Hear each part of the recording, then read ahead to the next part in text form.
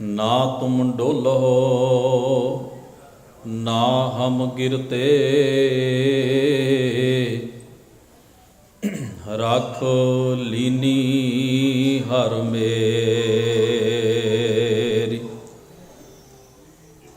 ना तुम डोलो ना हम गिरते, रख लीनी हर मेरी।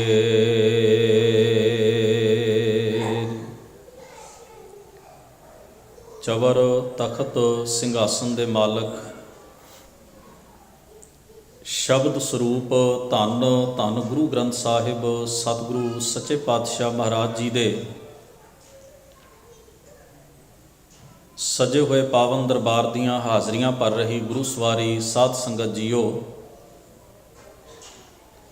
ਅਕਾਲ ਪੁਰਖ ਵਾਹਿਗੁਰੂ ਜੀ ਨੇ ਅਪਾਰ ਬਖਸ਼ਿਸ਼ ਕਿਰਪਾ ਕੀਤੀ ਹੈ। ਸਤ ਸੰਗਤ ਰੂਪ ਵਿੱਚ ਗੁਰੂ ਦਰਬਾਰ ਵਿੱਚ ਸੱਜ ਕੇ ਬੜੇ ਪ੍ਰੇਮ ਇਕਾਗਰਤਾ ਸਹਿਤ ਆਪ ਜੀ ਨੇ ਗੁਰੂ ਸਵਾਰਿਆਂ ਪਾਸੋਂ ਸਤਿਗੁਰੂ ਦੀ ਮੁਬਾਰਕ ਬਾਣੀ ਦੇ ਸ਼ਬਦ ਕੀਰਤਨ ਸ਼ਰਵਣ ਕੀਤੇ ਹਨ। ਸੋ ਆਓ ਨਿਯਤ ਸਮੇਂ ਵਿੱਚ ਸਤਿਗੁਰੂ ਦੀ ਮੁਬਾਰਕ ਬਾਣੀ ਦੀ ਵਿਚਾਰ ਦੇ ਨਾਲ ਸਾਂਝ ਬਣਾਉਣ ਤੋਂ ਪਹਿਲਾਂ ਦਸਮੇਸ਼ ਜੀ ਦੀ ਬਖਸ਼ੀ ਹੋਈ ਮੁਬਾਰਕ ਫਤਿਹ ਆਪਾਂ ਸਾਰੇ ਹੀ ਬੁਲੰਦ ਆਵਾਜ਼ ਵਿੱਚ ਸਾਂਝੀ ਕਰੀਏ। ਆਖੋ ਜੀ ਵਾਹਿਗੁਰੂ ਜੀ ਕਾ ਖਾਲਸਾ ਵਾਹਿਗੁਰੂ ਜੀ ਕੀ ਫਤਿਹ। ਸਤਿਕਾਰਯੋਗ ਭਾਈ ਸਾਹਿਬਾਨ ਜੀ ਨੇ ਸਤਿਗੁਰੂ ਮਹਾਰਾਜ ਦੀ ਪਾਵਨ ਬਾਣੀ ਦੇ ਸ਼ਬਦਾਂ ਦਾ ਬੜੇ ਪ੍ਰੇਮ ਸਹਿਤ ਬੜੇ ਰਸ ਭਿੰਨੇ ਅੰਦਾਜ਼ ਦੇ ਵਿੱਚ ਗਾਇਨ ਕੀਤਾ ਹੈ। ਗੁਰੂ ਗ੍ਰੰਥ ਸਾਹਿਬ ਜੀ ਦੀ ਬਾਣੀ ਵਿੱਚ ਵੈਸੇ ਤੇ ਗੁਰੂ ਗ੍ਰੰਥ ਸਾਹਿਬ ਜੀ ਦੀ ਸਮੁੱਚੀ ਬਾਣੀ ਹੀ ਸਾਨੂੰ ਸਭਨਾਂ ਨੂੰ ਇੱਕ ਅਸੀਸ ਹੈ। ਭਾਈ ਸਾਹਿਬ ਜੀ ਨੇ ਸ਼ਬਦ ਪੜ੍ਹਿਆ ਹੈ, ਪੂਤਾ ਮਾਤਾ ਕੀ ਆਸੀਸ ਨਿਮਖ ਨਾ ਬਿਸਰੋ ਤੁਮ ਕੋ ਹਰ ਹਰ ਸਦਾ ਭਜੋ ਜਗਦੀਸ਼। ਅਸੀਸ ਮਹਿਜ ਸ਼ਬਦ ਨਹੀਂ ਹੁੰਦੇ, ਲਫ਼ਜ਼ ਨਹੀਂ ਹੁੰਦੇ ਆਪਣੀ ਜ਼ਬਾਨ ਤੋਂ ਕਹਿ ਦੇਣਾ। ਅਸੀਸ ਦਾ ਮਤਲਬ ਹੁੰਦਾ ਹੈ ਕਿਸੇ ਦੇ ਲਈ ਚੰਗੀ ਕਾਮਨਾ ਰੱਖਣੀ, ਕਿਸੇ ਦੇ ਲਈ ਚੰਗੀ ਇੱਛਾ ਆਪਣੇ ਮਨ ਅੰਦਰ ਪੈਦਾ ਕਰਨੀ। ਉਹ ਇੱਛਾ ਜਿਸ ਵਿੱਚ ਦੂਸਰੇ ਦਾ ਭਲਾ ਲੁਕਿਆ ਹੋਵੇ, ਜਿਸ ਵਿੱਚ ਪਰਉਪਕਾਰ ਦੀ ਬਿਰਤੀ ਹੋਵੇ, ਜਿਸ ਵਿੱਚ ਅਸੀਂ ਦਿਲੋਂ ਆਤਮਾ ਤੋਂ ਚਾਹੁੰਦੇ ਹੋਈਏ ਕਿ ਇਸ ਦਾ ਭਲਾ ਹੋਵੇ, ਇਸ ਨਾਲ ਚੰਗਾ ਹੋਵੇ, ਇਸ ਨੂੰ ਅਸੀਸ ਕਿਹਾ ਜਾਂਦਾ ਹੈ।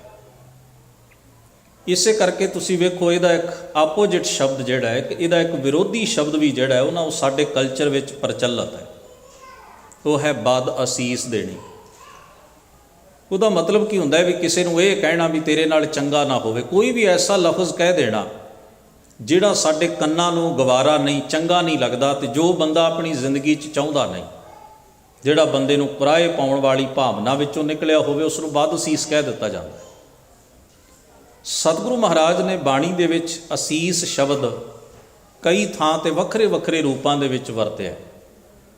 ਇੱਕ ਥਾਂ ਤਾਂ ਸੋਹਲੇ ਦੀ ਬਾਣੀ ਵਿੱਚ ਅਸੀਂ ਪੜ੍ਹਦੇ ਹਾਂ, ਦੇਹ ਸੱਜਣ ਅਸੀਸੜੀਆਂ ਜਿਉਂ ਹੋਵੈ ਸਾਹਿਬ ਸਿਉ ਮੇਲ।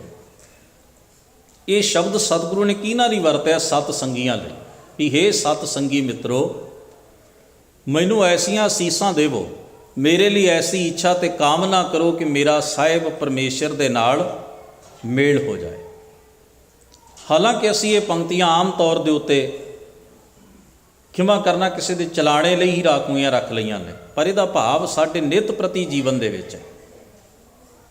ਉਹ ਜਿਵੇਂ ਕਿਸੇ ਦਾਰਸ਼ਨਿਕ ਨੇ ਕਿਹਾ ਨਾ ਵੀ ਕੋਈ ਮਨੁੱਖ ਚਲਾਣਾ ਕਰ ਜਾਏ ਤਾਂ ਲੋਕ ਕਹਿੰਦੇ ਰਾਮ ਨਾਮ ਸੱਤ ਹੈ, ਵੀ ਜਦੋਂ ਜਿਉਂਦਾ ਸੀ ਉਦੋਂ ਰਾਮ ਨਾਮ ਝੂਠਾ ਸੀ, ਉਦੋਂ ਵੀ ਤੇ ਸੱਤ ਹੀ ਸੀ। ਅੱਜ ਸੱਤ ਨਹੀਂ ਹੋਇਆ, ਉਹ ਸਦਾ ਹੀ ਸੱਤ ਹੈ। ਪਰ ਉਹਦਾ ਭਾਵ ਇਹ ਸੀ ਵੀ ਕੁੱਲ ਮਖਲੂਕ ਜਿਹੜੀ ਹੈ, ਸੰਸਾਰ ਦਾ ਰੂਪ ਰੰਗ ਆਕਾਰ ਸਭ ਕੁਝ ਹੀ ਬਿਨਸ ਜਾਣ ਵਾਲਾ ਹੈ, ਸੱਚ ਇੱਕੋ ਇੱਕ ਹੀ ਹੈ, ਮੁਕਾਮ ਉਹੀ ਇੱਕ ਹੈ, ਨਾਨਕਾ ਸੱਚ ਬੋਲੇ। ਭਲੇ ਹੀ ਸਾਡੇ ਕਲਚਰ ਦੇ ਵਿੱਚ, ਆਮ ਸਮਾਜ ਤੇ ਬੋਲੀ ਦੇ ਵਿੱਚ ਬਜ਼ੁਰਗ ਜਿਹੜੇ ਨੇ ਬੱਚਿਆਂ ਨੂੰ, ਛੋਟਿਆਂ ਨੂੰ ਇਹੀ ਸ਼ਬਦ ਕਹਿੰਦੇ ਨੇ ਵੀ ਤੂੰ ਜੁਗ ਜੁਗ ਜੀਵੇਂ, ਜਵਾਨੀਆਂ ਮਾੜੇ, ਸੁਖੀ ਰਵੇਂ। ਇਹ ਸ਼ਬਦ ਉਹਨਾਂ ਦੀ ਚੰਗੀ ਕਾਮਨਾ ਦੇ ਪ੍ਰਤੀਕ ਨੇ। ਪਰ ਇੱਕ ਰਵਾਇਤ ਵੀ ਹੈ, ਸਾਹਿਬ ਸਤਿਗੁਰੂ ਮਹਾਰਾਜ ਨੇ ਬੜੇ ਵੱਖਰੇ ਅੰਦਾਜ਼ ਦੇ ਵਿੱਚ ਅਸੀਸ ਬਖਸ਼ੀ। ਉਹ ਕੀ ਹੈ? ਨਿਮਖ ਨਾ ਬਿਸਰੋ ਤੁਮ ਕੋ ਹਰ ਹਰ, ਸਦਾ ਭਜੋ ਜਗਦੀਸ਼। ਸਤਿਗੁਰੂ ਚਾਹੁੰਦੇ ਨੇ ਜਿੰਨਾ ਵੀ ਤੂੰ ਜੀਵਨ ਜੀਵੇਂ ਨਾ, ਉਹ ਸੱਚਮੁੱਚ ਜੀਵਨ ਹੋਵੇ, ਸਜ਼ਾ ਨਾ ਹੋਵੇ। ਉਹ ਸੱਚਮੁੱਚ ਜੀਵਨ ਹੋਵੇ, ਸਜ਼ਾ ਨਾ ਹੋਵੇ। ਕਿੰਨੇ ਮਨੁੱਖ ਇਸ ਸੰਸਾਰ ਦੇ ਵਿੱਚ ਫਿਜ਼ੀਕਲੀ ਸਰੀਰਕ ਉਮਰ ਜ਼ਿਆਦਾ ਹੰਢਾਉਣੀ ਚਾਹੁੰਦੇ ਨੇ। ਆਪਾਂ ਸਾਰੇ ਹੀ ਚਾਹੁੰਦੇ ਹਾਂ ਵੀ ਸਾਡੀ ਉਮਰ ਜਿਹੜੀ ਹੈ ਸਰੀਰਕ ਰੂਪ ਵਿੱਚ ਬੜੀ ਲੰਮੇਰੀ ਹੋਵੇ, ਅਸੀਂ ਜਗਤ ਨੂੰ ਵੇਖੀਏ, ਸੁਣੀਏ, ਮਾਣੀਏ, ਖਾਈਏ, ਪੀਏ, ਹੰਢਾਈਏ, ਔਰ ਇਸੇ ਤਰ੍ਹਾਂ ਇਹ ਸਾਡਾ ਜੀਵਨ ਜਿਹੜਾ ਬਣਿਆ ਰਹੇ। ਇਸੇ ਕਰਕੇ ਆਪਾਂ ਆਮ ਰੂਪ ਵਿੱਚ ਇਹੀ ਕਾਮਨਾ ਕਰਦੇ ਹਾਂ ਵੀ ਸਾਨੂੰ ਲੰਮੀ ਉਮਰ ਮਿਲੇ। ਵੈਸੇ ਤੇ ਸਾਹਿਬ ਨੇ ਬਾਣੀ 'ਚ ਕਿਹਾ ਵੀ ਰੱਜ ਨਾ ਕੋਈ ਜੀਵਿਆ, ਜੀ ਕੇ ਕੋਈ ਰੱਜਦਾ ਵੀ ਨਹੀਂ, ਜਿੰਨਾ ਮਰਜ਼ੀ। ਸਤਿਗੁਰੂ ਨੇ ਇੱਥੋਂ ਤੱਕ ਕਿਹਾ, ਜੇ ਜੁਗ ਚਾਰੇ ਆਰਜਾ ਹੋਰ ਦਸੂਣੀ ਹੋਏ, ਨਵਾਂ ਖੰਡਾਂ ਵਿੱਚ ਜਾਣੀਐ ਨਾਲ ਚੱਲੈ ਸਭ ਕੋ। ਮੈਂ ਕਈ ਵਾਰ ਸੋਚਦਾ, ਸਾਹਿਬ ਸਤਿਗੁਰੂ ਧੰਨ ਗੁਰੂ ਗੋਬਿੰਦ ਸਿੰਘ ਸਾਹਿਬ ਮਹਾਰਾਜ, ਉਹਨਾਂ ਦੇ ਛੋਟੇ ਸਾਹਿਬਜ਼ਾਦੇ ਅਤੇ ਮਾਤਾ ਠੰਡੇ ਬੁਰਜ ਦੇ ਵਿੱਚ ਕੈਦ ਨੇ ਅਤੇ ਪੇਸ਼ੀਆਂ ਪੈਂਦੀਆਂ ਸਨ। ਰੋਜ਼ ਵਜ਼ੀਰ ਖਾਨ ਦੇ ਦਰਬਾਰ ਦੇ ਵਿੱਚ ਸੁਣਵਾਈ ਚੱਲ ਰਹੀ ਸੀ ਕੇਸ ਦੀ। ਮਾਤਾ ਜੀ ਇਹ ਭੁੱਲੇ ਨਹੀਂ ਸਨ। 83 ਸਾਲ ਦੀ ਉਮਰ ਹੈ ਦਾਦੀ ਦੀ, ਕਲਗੀਧਰ ਸਾਹਿਬ ਮਹਾਰਾਜ ਦੇ ਸਤਿਕਾਰਤ ਮਾਤਾ ਜੀ ਦੀ। ਅਤੇ ਮਾਤਾ ਨੂੰ ਭੁੱਲ ਨਹੀਂ ਸੀ ਵੀ ਜਿੱਥੇ ਅਸੀਂ ਆਏ ਹਾਂ ਇੱਥੇ ਸਾਡੇ ਨਾਲ ਕੀ ਵਾਪਰੇਗਾ ਅਤੇ ਕੀ ਵਰਤਣਾ ਹੈ। ਅਤੇ ਮਾਤਾ ਜੀ ਇਹ ਵੀ ਜਾਣਦੇ ਸਨ ਵੀ ਇਹਦਾ ਰਾਹ ਵੀ ਹੈ। ਵੈਸੇ ਸ਼ਹੀਦ ਉਹ ਨਹੀਂ ਹੁੰਦਾ ਜਿਹੜਾ ਅਚਨਚੇਤ ਹੀ ਡਿੱਗ ਕੇ ਮਰ ਜਾਏ। ਸ਼ਹੀਦ ਉਹ ਹੁੰਦਾ ਜਿਹਦੇ ਸਾਹਮਣੇ ਚੋਇਸ ਹੁੰਦੀ ਹੈ, ਜਿਹਨੂੰ ਚੋਣ ਕਰਨ ਦਾ ਮੌਕਾ ਮਿਲਦਾ ਹੈ ਵੀ ਤੂੰ ਚੁਣ ਸਕਦਾ। ਜੇ ਜ਼ਿੰਦਗੀ ਚਾਹੁੰਦਾ ਤੇ ਅੱਖ ਨੀਵੀਂ ਕਰਕੇ ਜੀਣਾ ਪਏਗਾ, ਪਰ ਜੀਵਨ ਦਾਨ ਦੇ ਦਿਆਂਗੇ। ਤੇ ਜੇ ਤੂੰ ਚਾਹੁੰਦਾ ਆਪਣੇ ਅਸੂਲ ਦੇ ਉੱਤੇ, ਆਦਰਸ਼ ਦੇ ਉੱਤੇ ਖੜੇ ਰਹਿਣਾ, ਤੇ ਅਸੀਂ ਤੈਨੂੰ ਜੀਣ ਦਾ ਹੱਕ ਨਹੀਂ ਦਿਆਂਗੇ। ਉਹ ਫਿਰ ਚੁਣਦਾ, ਉਹ ਫਿਰ ਮੌਤ ਨੂੰ ਚੁਣਦਾ ਹੈ, ਆਦਰਸ਼ ਨੂੰ ਚੁਣਦਾ ਹੈ, ਅਸੂਲ ਨੂੰ ਚੁਣਦਾ। ਉਹਨੂੰ ਪਤਾ ਹੈ ਜੇ ਮੈਂ ਅਸੂਲ ਚੁਣਿਆ ਤਾਂ ਜ਼ਿੰਦਗੀ ਹੱਥੋਂ ਜਾਏਗੀ, ਜੇ ਬੇਅਸੂਲੀ ਚੁਣ ਲਈ ਤੇ ਜੀਵਨ ਤੇ ਹੋਰ ਸਹੂਲਤਾਂ ਵੀ ਜੀਵਨ ਵਿੱਚ ਮਿਲ ਜਾਣਗੀਆਂ। ਪਰ ਉਹ ਚੋਣ ਕਰਦਾ ਹੈ। ਜਿਹੜਾ ਚੋਣ ਕਰਦਾ ਹੈ ਨਾ, ਸ਼ਹੀਦ ਉਹ ਹੁੰਦਾ ਹੈ, ਚੇਤੇ 'ਚ ਰੱਖਿਓ। ਅਚਨਚੇਤ ਸਤਿਗੁਰੂ ਸੱਚੇ ਪਾਤਸ਼ਾਹ ਮਹਾਰਾਜ ਗੁਰੂ ਗੋਬਿੰਦ ਸਿੰਘ ਸਾਹਿਬ ਦੇ ਮਾਤਾ ਜਾਣਦੇ ਨੇ। ਹੁਣ ਮੈਂ ਕਈ ਵਾਰ ਸੋਚਦਾ ਉਹ ਕੀ ਅਸੀਸ ਦਿੰਦੇ ਹੋਣਗੇ ਜਿਸ ਵੇਲੇ ਬੱਚੇ ਉਹਨਾਂ ਦੀ ਹਿੱਕ ਨਾਲ ਲੱਗਦੇ ਹੋਣਗੇ। ਅਤੇ ਮਾਤਾ ਜੀ ਤਾਂ ਜਾਣਦੇ ਨੇ, ਉਹ ਝੂਠੀ ਤਸੱਲੀ ਤਾਂ ਨਹੀਂ ਦੇਣਗੇ ਵੀ ਪੁੱਤ ਤੁਸੀਂ ਜਵਾਨੀਆਂ ਮਾਣ। ਮਹਾਰਾਜ ਦੀ ਮਾਤਾ ਜਾਣਦੀ ਹੈ ਵੀ ਇਹ ਜਵਾਨੀਆਂ ਹੰਡਾਉਣ ਦੀ ਅਸੀਸ ਦਾ ਵਕਤ ਨਹੀਂ। ਇੱਥੇ ਅਸੀਸ ਹੋਣ ਵੱਖਰੇ ਕਿਸਮ। ਮਾਂ ਦੱਸਦੀ ਵੀ ਪੁੱਤਰ ਇਹ ਹੋ ਸਕਦਾ ਹੈ, ਪੋਸੀਬਲ ਹੈ। ਤੁਸੀਂ ਜਾਓਗੇ, ਤੁਸੀਂ ਫਤਿਹ ਗਜਾਓਗੇ, ਉਹਨਾਂ ਦੇ ਮੱਥੇ ਵੱਟ ਪਏਗਾ। ਉਹ ਤੁਹਾਨੂੰ ਕਹਿਣਗੇ ਤੁਸੀਂ ਗੁਰੂ ਨਾਨਕ ਦਾ ਰਾਹ ਛੱਡੋ, ਅਤੇ ਤੁਸੀਂ ਮੰਨੋਗੇ ਨਹੀਂ। ਅਤੇ ਕੀ ਹੋ ਸਕਦਾ ਹੈ? ਮਾਂ ਨੇ ਕਿਸੇ ਕਿਸਮ ਦਾ ਧੋਖਾ ਨਹੀਂ ਰੱਖਿਆ। ਪੂਰੀ ਤਸਵੀਰ ਉਹਨਾਂ ਸਾਹਿਬਜ਼ਾਦਿਆਂ ਦੇ ਸਾਹਮਣੇ ਮਾਂ ਦੱਸ ਦਿੰਦੀ ਰਹੀ। ਜਿਸ ਵੇਲੇ ਉਹ ਪਹਿਲੀ ਪੇਸ਼ੀ ਤੋਂ ਵਾਪਸ ਆਏ, ਉਹਨਾਂ ਦੱਸਿਆ ਹੋਏਗਾ ਵੀ ਅੱਜ ਆਹ ਕੁਝ ਹੋਇਆ, ਅਤੇ ਮਾਂ ਨੇ ਅਗਲੀ ਤਿਆਰੀ ਆਰੰਭ ਦਿੱਤੀ। ਵੈਸੇ ਸਾਡੇ ਕਲਚਰ 'ਚ ਇਹ ਸ਼ਬਦ ਕਿਹਾ ਜਾਂਦਾ ਵੀ ਮੂਲ ਨਾਲੋਂ ਵਿਆਜ ਵੱਧ ਪਿਆਰਾ ਹੁੰਦਾ। ਕਿਸੇ ਨੇ ਵਿਆਜੀ ਪੈਸੇ ਦਿੱਤੇ ਹੋਣਾ, ਉਹ ਕਹਿੰਦਾ ਕੋਈ ਨਹੀਂ ਤੂੰ ਮੂਲ ਨਾ ਜੀ ਮੋੜ, ਵਿਆਜ ਮੈਨੂੰ ਦੇਈ ਜਾਈ ਸਮੇਂ ਸਿਰ। ਉਹਨੂੰ ਪਤਾ ਹੈ। ਹੁਣ ਚੇਤੇ ਵਿੱਚ ਰੱਖਿਓ, ਬੱਚਾ ਘਰ ਵਿੱਚ ਨਹੁੰ ਬੱਚੇ ਨੂੰ ਝਿੜਕ ਦੇਵੇ, ਪੁੱਤਰ ਬੱਚਿਆਂ ਨੂੰ ਝਿੜਕ ਦੇਵੇ, ਧੀ ਝਿੜਕ ਦੇਵੇ, ਜਵਾਈ ਝਿੜਕ ਦੇਵੇ, ਅਤੇ ਬਜ਼ੁਰਗ ਜਿਹੜੇ ਨੇ ਉਹ ਕਈ ਵਾਰ ਗੁੱਸਾ ਕਰ ਜਾਂਦੇ, ਲੜ ਪੈਂਦੇ ਨੇ ਆਪਣੇ ਬੱਚਿਆਂ ਨਾਲ, ਧੀ ਨਾਲ, ਪੁੱਤਰ ਨਾਲ, ਕਿ ਤੂੰ ਕੌਣ ਹੁੰਦਾ ਇਹਨਾਂ ਛੋਟੇ ਜਿਹੇ ਬੱਚਿਆਂ ਨੂੰ ਝਿੜਕਣ ਵਾਲਾ। ਉਹ ਆਪਣੇ ਬੱਚੇ ਦੀ ਹੱਦ ਤੱਕ ਬਰਦਾਸ਼ਤ ਕਰ ਲੈਂਦੇ ਨੇ, ਪਰ ਆਪਣੇ ਦੋਤੇ ਪੋਤੇ, ਦੋਤੀ ਪੋਤਰੀ ਦੀ ਹੱਦ ਤੱਕ ਬਰਦਾਸ਼ਤ ਨਹੀਂ ਕਰਦੇ। ਉਹਨਾਂ ਨੂੰ ਇੰਨਾ ਮੋਹ, ਇੰਨੀ ਮੁਹੱਬਤ, ਉਹਦੇ ਵਿੱਚੋਂ ਆਪਣੇ ਬੱਚਿਆਂ ਦੇ ਬਚਪਨੇ ਨੂੰ ਵੇਖ ਲੈਂਦੇ ਨੇ। ਚੇਤੇ 'ਚ ਰੱਖਿਓ, ਉਹਦਾ ਇੱਕ ਰੀਜ਼ਨ ਹੈ ਵੀ ਉਹਨਾਂ ਦੇ ਆਪਣੇ ਧੀ ਪੁੱਤਰ ਤਾਂ ਵੱਡੇ ਹੋ ਗਏ, ਪਰ ਉਹਨਾਂ ਦਾ ਬਚਪਨਾ ਉਹ ਆਪਣੇ ਦੋਤਿਆਂ ਪੋਤਿਆਂ ਅਤੇ ਦੋਤੀਆਂ ਪੋਤੀਆਂ ਦੇ ਵਿੱਚੋਂ ਵੇਖਦੇ ਨੇ। ਉਹਨਾਂ ਨੂੰ ਲੱਗਦਾ ਜਿਵੇਂ ਉਹੋ ਹੀ ਛੋਟੇ ਰੂਪ ਦੇ ਵਿੱਚ ਸਾਡੀ ਗੋਦ ਵਿੱਚ ਖੇਡਦੇ ਨੇ, ਪਲਦੇ ਨੇ। ਉਹਨਾਂ ਕੋਲ ਤਾਂ ਹੁਣ ਸਮਾਂ ਨਹੀਂ ਰਿਹਾ। ਹੁਣ ਇਹ ਜਿਹੜੀ ਹੈ ਨਾ, ਇਸ ਚੀਜ਼ ਨੂੰ ਸਮਝਣਾ, ਮਾਤਾ ਜੀ ਵਾਸਤੇ ਇਸ ਵੇਲੇ ਉਹਨਾਂ ਦੇ ਕੋਲ ਬਚੀ ਹੋਈ ਸਭ ਤੋਂ ਕੀਮਤੀ ਦੌਲਤ ਇਹੋ ਹੀ ਹੈ। ਸਭ ਤੋਂ ਕੀਮਤੀ ਦੌਲਤ। ਕਿੱਡਾ ਔਖਾ ਸਫ਼ਰ ਸੀ। ਜਿਸ ਵੇਲੇ ਉਹਨਾਂ ਦੇ ਪਤੀ ਦਾ ਕੱਟਿਆ ਹੋਇਆ ਸੀਸ ਉਹਨਾਂ ਦੇ ਕੋਲ ਪਹੁੰਚਿਆ ਸੀ। ਸਲਾਮਤ ਸਰੀਰ ਵੀ ਨਹੀਂ ਸੀ ਪਹੁੰਚਿਆ। ਇਸ ਪੀੜਾ ਨੂੰ ਤੁਸੀਂ ਮਹਿਸੂਸ ਕਰਕੇ ਵੇਖਣਾ। ਇਹ ਠੀਕ ਹੈ ਵੀ ਅਸੀਂ ਇਹ ਗੱਲਾਂ ਦੁਹਰਾਈਆਂ ਇੰਨੀ ਵਾਰ ਨੇ ਵੀ ਹੁਣ ਅਸੀਂ ਸਕਿਪ ਕਰ ਜਾਂਦੇ ਹਾਂ। ਫੀਲਿੰਗ ਸਾਡੀ ਜਿਹੜੀ ਹੈ ਨਾ, ਜਿਹੜੀ ਫੀਲਿੰਗ ਹੈ, ਉਹਨੂੰ ਅਸੀਂ ਦਰਮਿਆਨ ਨਹੀਂ ਲੈ ਕੇ ਆਉਂਦੇ। ਉਹ ਕਹੀ ਵੀ ਜਾਂਦੀ ਹੈ ਅਤੇ ਸੁਣੀ ਵੀ ਜਾਂਦੀ ਹੈ, ਮਹਿਜ਼ ਇੱਕ ਸ਼ਬਦਾਂ ਦਾ ਚਸਕਾ ਸਾਨੂੰ ਬਣ ਗਿਆ। ਪਰ ਜਦ ਫੀਲ ਕਰਕੇ ਵੇਖੋ, ਕਿਸੇ ਆਪਣੇ ਨਾਲ ਜਦੋਂ ਇਹ ਗੁਜ਼ਰਦੀ ਹੈ ਵੀ ਉਹਦਾ ਇੱਕ ਤਾਂ ਇਹ ਘਟਨਾ ਵਾਪਰਦੀ ਹੈ ਅਤੇ ਉਤੋਂ ਉਹਦਾ ਪੂਰਾ ਸਰੀਰ ਵੀ ਹਾਸਲ ਨਹੀਂ ਹੁੰਦਾ, ਕੱਟਿਆ ਹੋਇਆ ਸਰੀਰ ਦਾ ਇੱਕ ਹਿੱਸਾ ਪਹੁੰਚਦਾ ਹੈ। ਕਿੱਡੇ ਵੱਡੇ ਸਿਦਕ ਦੀ ਲੋੜ ਪਏਗੀ ਇਸ ਚੀਜ਼ ਲਈ, ਕਿੱਡੀ ਉੱਚੀ ਆਤਮਾ ਚਾਹੀਦੀ ਹੈ ਇਸ ਗੱਲ ਨੂੰ ਬਰਦਾਸ਼ਤ ਕਰਨ ਲਈ। ਸਾਹਿਬ ਸਤਿਗੁਰੂ ਧੰਨ ਗੁਰੂ ਗੋਬਿੰਦ ਸਿੰਘ ਸਾਹਿਬ ਮਹਾਰਾਜ ਦੀ ਮਾਤਾ ਨੇ ਆਪਣੀ ਜ਼ਿੰਦਗੀ ਦੇ ਵਿੱਚ ਅਨੰਦਪੁਰ ਦੀ ਧਰਤੀ 'ਤੇ ਜੰਗਾਂ ਦੇ ਮਾਹੌਲ ਵੇਖੇ, ਕੁਰਬਾਨੀਆਂ ਦਰ ਕੁਰਬਾਨੀਆਂ ਆਪਣਿਆਂ ਦੀਆਂ ਵੇਖੀਆਂ, ਰਿਸ਼ਤੇਦਾਰਾਂ ਦੀਆਂ ਸ਼ਹਾਦਤਾਂ ਵੇਖੀਆਂ। ਜਦੋਂ ਉਹਨਾਂ ਦਾ ਪੁੱਤਰ ਮੁਹਿੰਮਾਂ 'ਤੇ ਜਾਂਦਾ ਹੋਏਗਾ, ਵੱਡਾ ਸਾਹਿਬਜ਼ਾਦਾ ਜੰਗ ਵਿੱਚ ਜਾਂਦਾ ਹੋਏਗਾ, ਉਹ ਮਾਂ ਹੀ ਸਮਝ ਸਕਦੀ ਹੈ ਵੀ ਜੰਗਾਂ ਦੇ ਮੁਹਾਜ਼ ਦੇ ਉੱਤੇ ਆਪਣੇ ਖੂਨ ਨੂੰ ਭੇਜਣਾ ਕਿੱਡੇ ਵੱਡੇ ਜਿਗਰੇ ਦੀ ਮੰਗ ਕਰਦਾ ਹੈ। ਫਿਰ ਤਨਖਾਹ ਲਈ ਨਹੀਂ। ਪਰ ਚੇਤੇ ਵਿੱਚ ਰੱਖਿਓ ਵੀ ਅੱਜ ਮਾਂ ਦੇ ਕੋਲ ਕੁੱਲ ਮਿਲਾ ਕੇ ਜਿਹੜਾ ਨਾ ਇਹ ਦੋ ਪੋਤਰੇ ਨੇ, ਦੋ ਪੋਤਰੇ।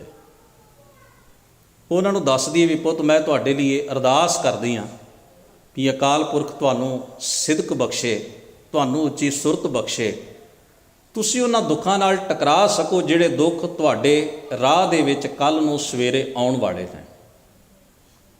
ਤੁਸੀਂ ਉਹਦੇ ਤੋਂ ਸਹੀ ਫੈਸਲਾ ਕਰ ਸਕੋ। ਜਿਹੜੀਆਂ ਚੋਣ ਕਰਨ ਦੇ ਜਿਹੜੇ ਮੌਕੇ ਕੱਲ੍ਹ ਨੂੰ ਤੁਹਾਡੇ ਸਾਹਮਣੇ ਕਚਹਿਰੀ ਦੇ ਵਿੱਚ ਤੁਹਾਨੂੰ ਮਿਲਣ ਵਾਲੇ ਨੇ। ਮਾਂ ਦੀ ਅਸੀਸ ਦੁਨੀਆ 'ਚ ਏਡਾ ਵੱਡਾ ਇਤਿਹਾਸ ਸਿਰਜ ਗਈ, ਕਿਉਂਕਿ ਮਾਂ ਦੀ ਅਸੀਸ ਵਿੱਚ ਸਵਾਰਥ ਨਹੀਂ ਸੀ। ਪੰਚਮ ਗੁਰੂ ਮਹਾਰਾਜ ਨੇ ਅਸੀਸ ਦਾ ਪੈਮਾਨਾ, ਪੰਚਮ ਗੁਰੂ ਮਹਾਰਾਜ ਨੇ ਅਸੀਸ ਦਾ ਸਟਰਕਚਰ ਇਸ ਸ਼ਬਦ ਵਿੱਚ ਰੱਖ ਦਿੱਤਾ ਹੈ, ਨਿਮਕ ਨਾ ਬਿਸਰੋ ਤੁਮ ਕੋ ਹਰ ਹਰ ਸਦਾ ਭਜੋ ਜਗਦੀਸ਼। ਅਸੀਂ ਸੰਸਾਰਕ ਲੋਕ ਮਸ਼ੀਨਾਂ ਹਾਂ ਅਤੇ ਮਸ਼ੀਨਾਂ ਹੀ ਬਣਾਏ ਗਏ ਹਾਂ ਅਤੇ ਮਸ਼ੀਨਾਂ ਹੀ ਘੜ ਰਹੇ ਹਾਂ। ਅਸੀਂ ਜਿਸ ਈਰਖਾ ਵਿੱਚ ਜਿਉਂਦੇ ਹਾਂ ਉਹੋ ਜਿਹੀ ਮਸ਼ੀਨ ਜਿਹੜੀ ਅਸੀਂ ਅੱਗੇ ਤਿਆਰ ਕਰ ਦਿੰਦੇ ਹਾਂ। ਨਫ਼ਰਤ, ਵੈਰ, ਈਰਖਾ, ਸਵਾਰਥ। ਅਸੀਂ ਪਦਾਰਥ ਸੋਚਿਆ ਅਤੇ ਪਦਾਰਥ ਹੀ ਹੰਢਾਇਆ ਅਤੇ ਪਦਾਰਥ ਵਾਂਗ ਹੀ ਅਗਲੇ ਨੂੰ ਸੋਚਣ ਵਾਸਤੇ ਅਸੀਂ ਬੱਚੇ ਨੂੰ ਉਹੋ ਜਿਹਾ ਹੀ ਤਿਆਰ ਕਰ ਦਿੰਦੇ ਹਾਂ। ਇੱਥੇ ਗੱਲ ਹੀ ਬੜੀ ਵੱਖਰੀ ਹੈ। ਸਤਿਗੁਰੂ ਸੱਚੇ ਪਾਤਸ਼ਾਹ ਮਹਾਰਾਜ ਨੇ ਕਿੱਡੀ ਵੱਡੀ ਗੱਲ ਕਹੀ। ਜੇ ਪਰਮੇਸ਼ਰ ਤੁਹਾਨੂੰ ਭੁੱਲ ਜਾਂਦਾ ਹੈ, ਪਰਮੇਸ਼ਰ ਤੇ ਭੁੱਲਿਆ ਵਿਆਪਨ ਸਭੇ, ਉਹ ਕੀ ਰੋਗ ਹੈ? ਉਹ ਕਿਹੜਾ ਰੋਗ ਹੈ? ਤੁਸੀਂ ਸਭ ਤੋਂ ਪਹਿਲਾਂ ਸੈਲਫਿਸ਼ ਹੁੰਦੇ ਹੋ, ਸਵਾਰਥੀ ਹੁੰਦੇ ਹੋ। ਸਵਾਰਥੀ ਦਾ ਕੋਈ ਰਿਸ਼ਤਾ ਨਹੀਂ ਹੁੰਦਾ, ਸਵਾਰਥੀ ਦਾ ਕੋਈ ਮਜ਼ਹਬ ਨਹੀਂ ਹੁੰਦਾ, ਸਵਾਰਥੀ ਦੀ ਕੋਈ ਇਬਾਦਤ ਨਹੀਂ ਹੁੰਦੀ, ਸਵਾਰਥੀ ਦਾ ਕੋਈ ਆਪਣਾ ਨਹੀਂ ਹੁੰਦਾ। ਉਹਦੇ ਵਿੱਚ ਸਦਾ ਹੀ ਇਹ ਸੰਭਾਵਨਾ, ਪੋਸੀਬਿਲਿਟੀ ਰਹਿੰਦੀ ਹੈ ਵੀ ਉਹ ਕਿਸੇ ਨਾਲ ਵੀ ਧੋਖਾ ਕਰ ਸਕਦਾ ਹੈ, ਜ਼ਾਲਸਾਜੀ ਕਰ ਸਕਦਾ ਹੈ, ਧੱਕਾ ਕਰ ਸਕਦਾ ਹੈ, ਜ਼ੁਲਮ ਕਰ ਸਕਦਾ ਹੈ। ਜਿਹੜਾ ਹੋਇਆ ਹੀ ਸਵਾਰਥੀ, ਉਹਦੇ ਕੋਲੋਂ ਤੁਸੀਂ ਉਪਕਾਰ ਅਤੇ ਪਰਉਪਕਾਰ ਦੀ ਉਮੀਦ ਥੋੜ੍ਹਾ ਰੱਖ ਸਕਦੇ ਹੋ। ਉਹਦਾ ਇੱਕ ਦਾਇਰਾ ਹੈ, ਉਹਨੇ ਉਦੋਂ ਅੱਗੇ ਜਾਣਾ ਹੀ ਨਹੀਂ।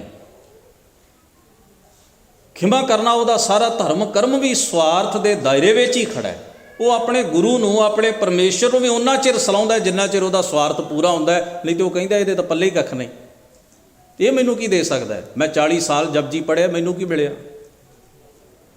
ਉਹ ਲੈਣ ਲਈ ਹੀ ਪੜ੍ਹ ਰਿਹਾ ਸੀ, ਉਹ ਲੈਣ ਲਈ। ਕਲਗੀਧਰ ਸਾਹਿਬ ਮਹਾਰਾਜ ਨੇ ਪਤਾ ਹੈ ਉਹਨਾਂ ਸਿੱਖਾਂ ਨੂੰ ਪਿਆਰੇ ਕਿਉਂ ਕਿਹਾ? ਉਹਨਾਂ ਬਰਾਬਰ ਮੰਗ ਕੋਈ ਨਹੀਂ ਸੀ ਰੱਖੀ। ਇਹ ਠੀਕ ਹੈ, ਅਸੀਂ ਵਿਆਖਿਆਕਾਰ ਹਾਂ ਅਤੇ ਅਸੀਂ ਮਸਾਲਾ ਜੇਬਾਂ 'ਚ ਹੀ ਪਾ ਕੇ ਲਿਆਉਂਦੇ ਹਾਂ ਵੀ ਗੁਰੂ ਗੋਬਿੰਦ ਸਿੰਘ ਸਾਹਿਬ ਨੇ ਕਿਹਾ ਵੀ ਪਾਉਲ ਮੈਨੂੰ ਵੀ ਦਿਓ। ਆਖਿਆ ਮਹਾਰਾਜ ਅਸੀਂ ਤਾਂ ਸਿਰ ਦਿੱਤਾ, ਤੁਸੀਂ ਕੀ ਦਿਓਗੇ? ਹੱਦ ਨਹੀਂ ਹੋ ਗਈ? ਜਿਹੜਾ ਦਾਤਾ ਹੈ, ਦਾਤੇ ਕੋਲੋਂ ਐਡੀ ਵੱਡੀ ਪਦਵੀ ਲੈਣ ਵਾਲਾ ਜੇ ਇਹ ਆਕੜ ਜਾਏ ਜਦੋਂ ਆਪਣੀ ਵਾਰੀ ਹੈ, ਮਹਾਰਾਜ ਆਖਣ ਵੀ ਮੈਂ ਤੈਨੂੰ ਆਹ ਚੀਜ਼ ਦਿੱਤੀ ਹੈ, ਜ਼ਰਾ ਮੈਨੂੰ ਵੀ ਦੇਈ ਵਾਪਸ, ਅਤੇ ਬੰਦਾ ਅੱਗੋਂ ਆਕੜ ਜਾਏ ਵੀ ਤੂੰ ਕੌਣ ਹੈ?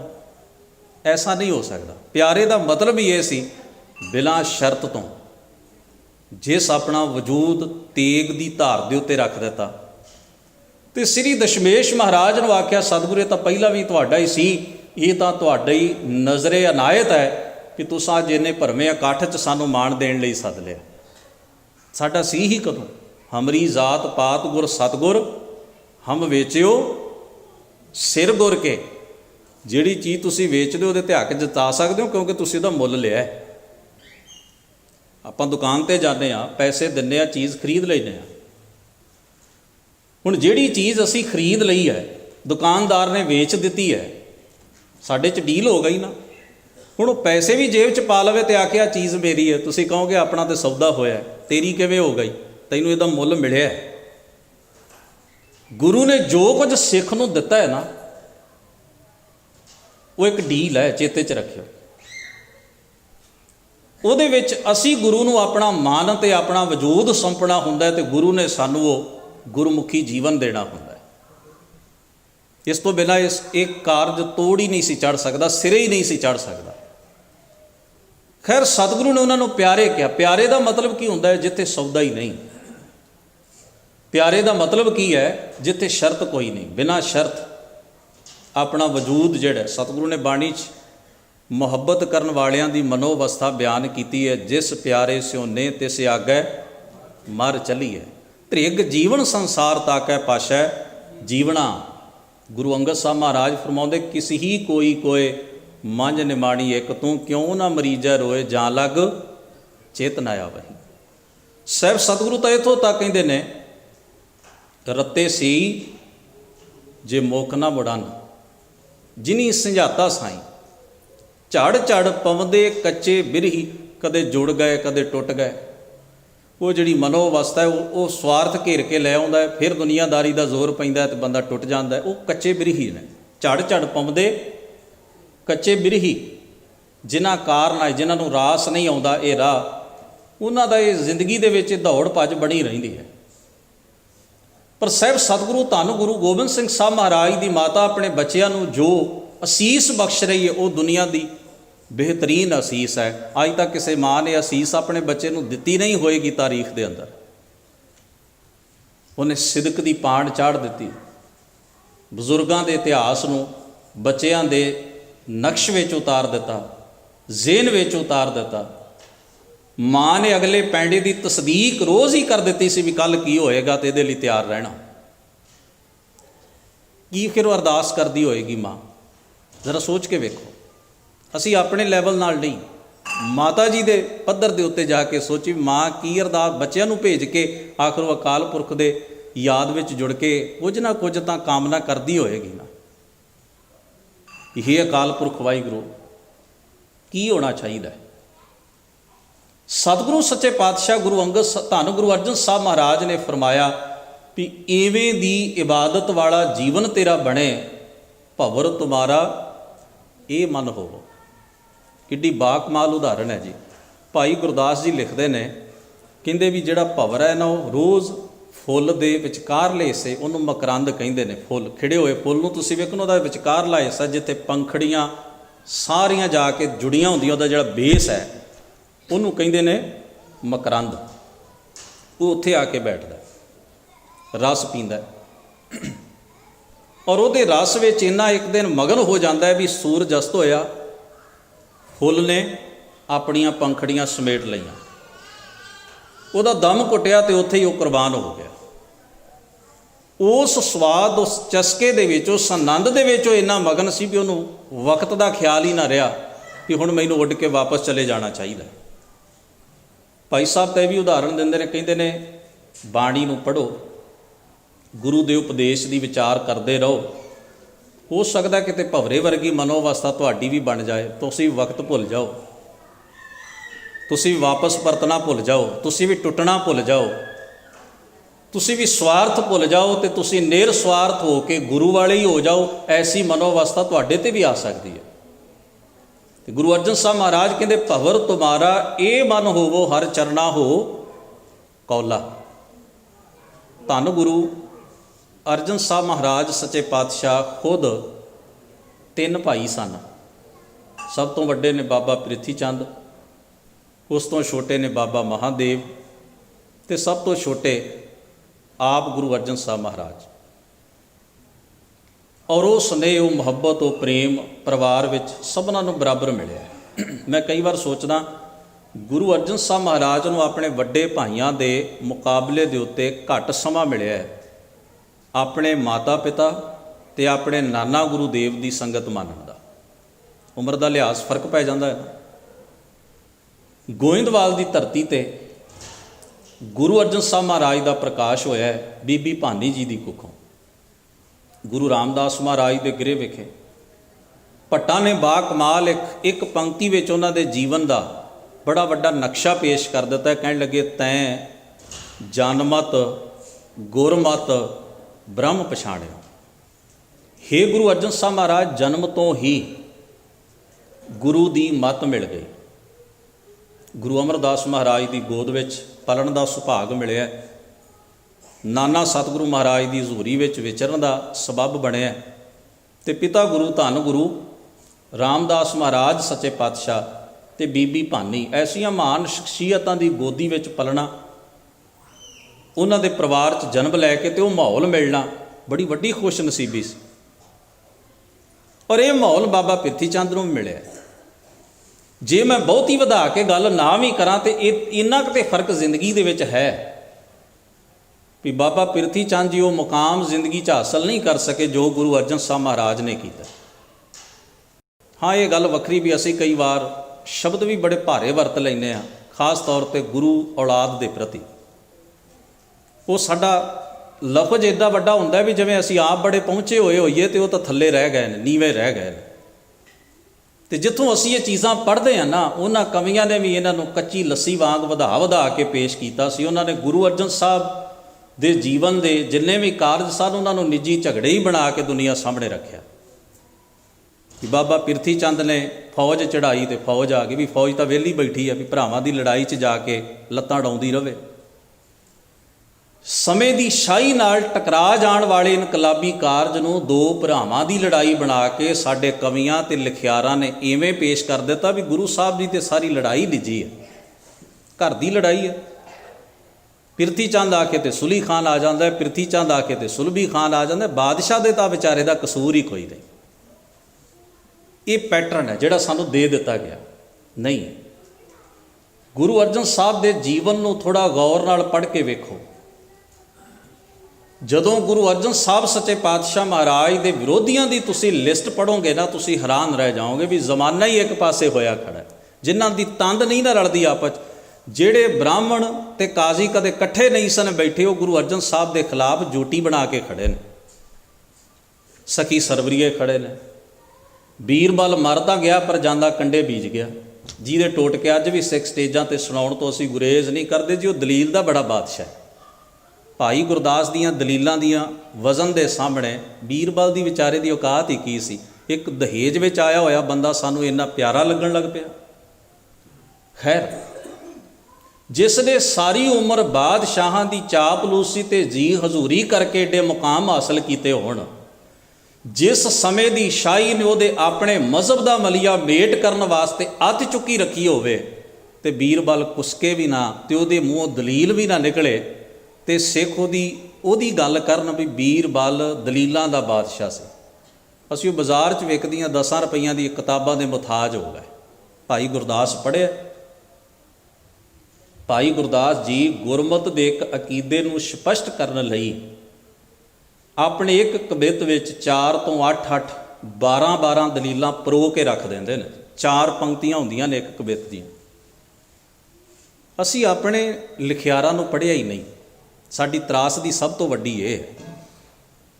ਇਸੇ ਕਰਕੇ ਗੁਰਮਤਿ ਗੁਰਬਾਣੀ ਦੀ ਵਿਆਖਿਆ ਵੀ ਸਾਡੀ ਗੁਰਮਤਿ ਦੇ ਪੈਟਰਨ ਤੋਂ ਥਿੜਕ ਜਾਂਦੀ ਹੈ ਤੇ ਗੁਰਬਾਣੀ ਦੀ ਜਿਹੜੀ ਬੋਲੀ ਹੈ ਉਹ ਵੀ ਸਾਨੂੰ ਭੁੱਲਣੀ ਸ਼ੁਰੂ ਹੋ ਗਈ, ਕਿਉਂਕਿ ਅਸੀਂ ਆਪਣੇ ਮਹਾਨ ਰਚਨਾਕਾਰ ਗੁਰਮਤਿ ਦੇ ਵਿਆਖਿਆਕਾਰ ਭਾਈ ਗੁਰਦਾਸ ਵਰਗੇ ਗੁਰਮੁਖਾਂ ਨੂੰ ਟੋਹ ਕੇ ਨਹੀਂ ਵੇਂਦੇ। ਸਤਿਗੁਰੂ ਧੰਨ ਗੁਰੂ ਅਰਜਨ ਸਾਹਿਬ ਸੱਚੇ ਪਾਤਸ਼ਾਹ ਮਹਾਰਾਜ, ਫਿਰ ਵੀ ਮੈਂ ਬਿਨੈ ਕਰ ਰਿਹਾ ਵੀ ਗੁਰੂ ਅਰਜਨ ਸਾਹਿਬ ਦਾ ਜੀਵਨ ਜੇ ਇੱਕ ਵਾਰ ਪੜ੍ਹ ਕੇ ਵੇਖੀਏ, ਉਹਨਾਂ ਨੇ ਆਪਣੇ ਜੀਵਨ ਵਿੱਚ ਉਹ ਮਹਾਨ ਕਾਰਜ ਕੀਤੇ ਜੇ ਕਿਤੇ ਉਹਨਾਂ ਨੂੰ ਅੱਜ ਦੇ ਦੌਰ ਵਿੱਚ ਵੀ ਸਹੀ ਨਿਗਾਹ ਤੇ ਨੁਕਤਾ ਤੋਂ ਵੇਖਿਆ ਜਾਏ, ਸਾਡੇ ਬਹੁਤੇ ਝਗੜੇ ਜਿਹੜੇ ਨੇ ਉਹ ਮਿਟ ਸਕਦੇ ਨੇ। ਗੁਰੂ ਅਰਜਨ ਸਾਹਿਬ ਨੇ ਕਾਰਜ ਕਿਵੇਂ ਕੀਤਾ ਹੈ। ਕੋਈ ਬਿਮਾਰ ਹੋਵੇ, ਇੱਥੋਂ ਤੱਕ ਕੋੜ ਦਾ ਇਲਾਜ ਉਹਨਾਂ ਸਮਿਆਂ 'ਚ ਇੱਕ ਲਾ ਇਲਾਜ ਰੋਗ ਸੀ। ਸਤਿਗੁਰੂ ਮਹਾਰਾਜ ਨੇ ਨਵੇਂ ਨਗਰ ਵਸਾਏ, ਸਰੋਵਰਾਂ ਦੀ ਉਸਾਰੀ ਕਰਾਈ, ਧਰਮਸ਼ਾਲਾਵਾਂ ਬਣਾਈਆਂ, ਦਵਾਖਾਨੇ ਬਣਾਏ, ਵੈਦ ਰੱਖੇ। ਪੰਜਾਬ ਦੇ ਕਿਸੇ ਹਿੱਸੇ 'ਚ ਕਾਲ ਪੈ ਜਾਏ ਤੇ ਲੰਗਰ ਗੁਰੂ ਘਰ ਦਾ ਚੱਲਦਾ ਸੀ।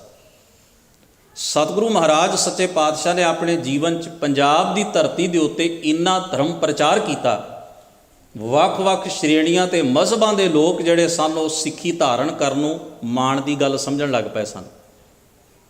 ਇੱਕ ਉਦਾਹਰਣ ਦੇਣਾ, ਸਖੀ ਸਰਵਰੀਆਂ ਦਾ ਮੱਤ ਸਭ ਤੋਂ ਵੱਡਾ ਮੱਤ ਸੀ ਪੰਜਾਬ ਦੇ ਵਿੱਚ, ਬੜਾ ਪ੍ਰਭਾਵਸ਼ਾਲੀ ਮੱਤ, ਜਿਹਨੂੰ ਅੱਜ ਪੰਜਾਬ 'ਚ ਕਈ ਨਾਵਾਂ ਨਾਲ ਜਾਣਿਆ ਜਾਂਦਾ। ਲਾਲਾਂ ਵਾਲਾ ਪੀਰ, 9 ਗਜਾ ਪੀਰ, ਲੱਖ ਦਾਤਾ ਪੀਰ, ਧੌਂਕਲੀਆ ਪੀਰ, ਨਗਾਹੇ ਵਾਲਾ ਪੀਰ, ਇਹ ਸਾਰੇ ਨਾਂ ਇੱਕ ਹੀ ਬ੍ਰਾਂਡ ਦੇ ਨੇ, ਚੇਤੇ 'ਚ ਰੱਖਿਓ। ਇੱਕੋ ਹੀ ਚੀਜ਼ ਹੈ, ਵਿਕਦੀ ਵੱਖਰੇ ਵੱਖਰੇ ਨਾਵਾਂ ਥੱਲੇ ਆ। ਇਸ ਮਜ਼ਹਬ ਦੇ ਇਹ ਕਲਟ ਹੈ ਜਿਹੜਾ ਹਿੰਦੂਆਂ ਨੂੰ ਮੁਸਲਮਾਨਾਂ ਵਿੱਚ ਕਨਵਰਟ ਕਰਦਾ ਪੰਜਾਬ ਦੇ ਵਿੱਚ। ਇਸ ਫਿਰਕੇ ਦਾ ਇਤਿਹਾਸ ਕਹਿੰਦਾ ਹੈ ਕਿ ਤੁਸੀਂ ਭਾਈ ਲੰਗਾਹ ਦਾ ਜੀਵਨ ਪੜ੍ਹੋ, ਮਾਝੇ ਦਾ ਸਿਰ ਕੱਢ ਆਦਮੀ ਸੀ। ਤੁਸੀਂ ਭਾਈ ਮੰਝ ਦਾ ਜੀਵਨ ਪੜ੍ਹੋ, ਭਾਈ ਤੀਰਥਾ ਉਰਫ ਭਾਈ ਮੰਝ ਦੁਆਬੇ ਦਾ ਸਿਰ ਕੱਢ ਆਦਮੀ ਹੈ। ਭਾਈ ਬਹਿਲੋ ਦਾ ਜੀਵਨ ਪੜ੍ਹੋ, ਮਾਲਵੇ ਦਾ ਸਿਰ ਕੱਢ ਆਦਮੀ ਹੈ। ਤਿੰਨੇ ਹੀ ਸਖੀ ਸਰਵਰੀਆਂ ਦੇ ਹੈੱਡ ਪੁਜਾਰੀ, ਤੇ ਤਿੰਨੇ ਹੀ ਗੁਰੂ ਅਰਜਨ ਸਾਹਿਬ ਦੇ ਵਕਤ ਸਿੱਖੀ ਧਾਰਨ ਕਰ ਗਏ। ਅਗਲੇ ਚੀਕਦੇ ਕਿਉਂ ਨਾ, ਕਿਉਂ ਨਾ ਗੁਰੂ ਅਰਜਨ ਸਾਹਿਬ ਮਹਾਰਾਜ ਦੇ ਵਿਰੋਧ 'ਚ ਖਲੋ ਜਾਂਦੇ। ਇਹ ਕਾਰਨ ਸਨ ਗੁਰੂ ਅਰਜਨ ਸਾਹਿਬ ਮਹਾਰਾਜ ਦੀ ਸ਼ਹਾਦਤ ਦੇ। ਫਿਰ ਵੀ ਮੈਂ ਜ਼ਿਕਰ ਕਰ ਰਿਹਾ ਵੀ ਗੁਰੂ ਅਰਜਨ ਸਾਹਿਬ ਦੀ ਸ਼ਹੀਦੀ ਪਰਿਵਾਰਕ ਕਾਰਨਾਂ ਕਰਕੇ ਨਹੀਂ ਹੋਈ। ਇਹ ਠੀਕ ਹੈ ਵੀ ਬਾਬਾ ਪਿਰਥੀ ਚੰਦ ਦਾ ਸੋਚਣ ਦਾ ਮਿਆਰ ਉਹੋ ਜਿਹਾ ਨਹੀਂ ਸੀ ਜਿਹੋ ਜਿਹਾ ਗੁਰੂ ਅਰਜਨ ਸਾਹਿਬ ਦਾ ਹੈ। ਬਾਬਾ ਪਿਰਥੀ ਚੰਦ ਦਾ ਜੀਵਨ ਇੰਨਾ ਉੱਚਾ ਆਦਰਸ਼ਕ ਜੀਵਨ ਨਹੀਂ ਸੀ ਜਿਹੋ ਜਿਹਾ ਗੁਰੂ ਅਰਜਨ ਸਾਹਿਬ ਮਹਾਰਾਜ ਦਾ।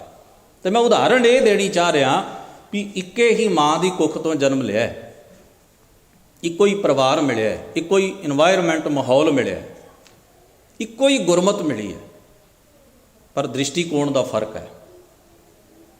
ਇਸ ਨੂੰ ਜੇ ਸਮਝਣਾ ਹੋਵੇ ਤੇ ਬਾਬਾ ਸ਼ੇਖ ਫਰੀਦ ਸਾਹਿਬ ਦਾ ਇੱਕ ਸ਼ਲੋਕ ਬੜਾ ਗੌਰ ਤਲਬ ਹੈ, ਜਿਹਦੇ ਵਿੱਚ ਉਹ ਲਿਖਦੇ ਨੇ, ਕਹਿੰਦੇ ਨੇ ਬੱਦਲ ਆਉਂਦਾ ਹੈ ਤੇ ਮੀਂਹ ਪੈਂਦਾ ਹੈ। ਮੀਂਹ ਸਾਰੀ ਜ਼ਮੀਨ 'ਤੇ ਇਕਸਾਰ ਪੈਂਦਾ ਹੈ, ਪਰ ਪਾਣੀ ਕੇਵਲ ਟੋਇਆਂ 'ਚ ਹੀ ਖਲੋਂਦਾ, ਟਿੱਬਿਆਂ 'ਤੇ ਨਹੀਂ ਖਲੋਂਦਾ। ਟਿੱਬਿਆਂ 'ਤੇ ਵੀ ਓਨੀ ਵਰਖਾ ਹੁੰਦੀ ਹੈ, ਪਰ ਉੱਥੋਂ ਦਾ ਪਾਣੀ ਰਿੜ ਕੇ ਵੀ ਟੋਇਆਂ ਦੇ ਵਿੱਚ ਆ ਕੇ ਜਮ੍ਹਾਂ ਹੋ ਜਾਂਦਾ ਹੈ। ਹੁਣ ਕੋਈ ਇਹ ਤਾਂ ਨਹੀਂ ਨਾ ਕਹਿ ਸਕਦਾ ਵੀ ਬੱਦਲ ਨੇ, ਪਾਣੀ ਨੇ, ਮੀਂਹ ਨੇ, ਵਰਖਾ ਨੇ ਜ਼ਮੀਨ ਦੇ ਨਾਲ ਬੇਨਿਯਮੀ ਕੀਤੀ ਹੈ, ਇਨਸਾਫ ਨਹੀਂ ਕੀਤਾ। ਵੇਖੋ ਇੱਥੇ ਪਾਣੀ ਜ਼ਿਆਦਾ ਸੁੱਟ ਦਿੱਤਾ ਹੈ ਤੇ ਇਸੇ ਨਾਲ ਲੱਗਦੇ ਹਿੱਸੇ ਦੇ ਉੱਤੇ 2 ਫੁੱਟ ਦੇ ਉੱਤੇ ਪਾਣੀ ਹੈ ਹੀ ਨਹੀਂ। ਪਾਣੀ ਤਾਂ ਬਰਾਬਰ ਹੀ ਡਿੱਗਿਆ ਸੀ, ਪਰ ਟਿੱਬੇ ਉਹਨੂੰ ਸੰਭਾਲਣ ਦੀ ਤੌਫੀਕ ਤੇ ਸਮਰੱਥਾ ਨਹੀਂ ਰੱਖਦੇ। ਉਹਨਾਂ ਦਾ ਪਾਣੀ ਰਿੜ ਕੇ ਵੀ ਨੀਵੀਂ ਜਗ੍ਹਾ ਦੇ ਉੱਤੇ ਆ ਜਾਂਦਾ ਹੈ।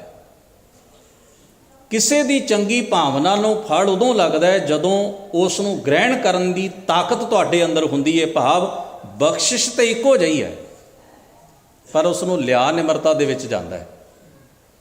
ਇਹਦੀ ਮੈਂ ਇੱਕ ਉਦਾਹਰਣ ਤੁਹਾਡੇ ਸਾਹਮਣੇ ਰੱਖਦਾ ਵੀ ਮਹਾਤਮਾ ਬੁੱਧ ਨਾ ਕਹਿੰਦੇ ਚੰਗੀ ਉਦਾਹਰਣ ਕਿਸੇ ਮਜ਼ਹਬ ਤੋਂ ਵੀ ਲੈ ਲੈਣੀ ਚਾਹੀਦੀ ਹੈ।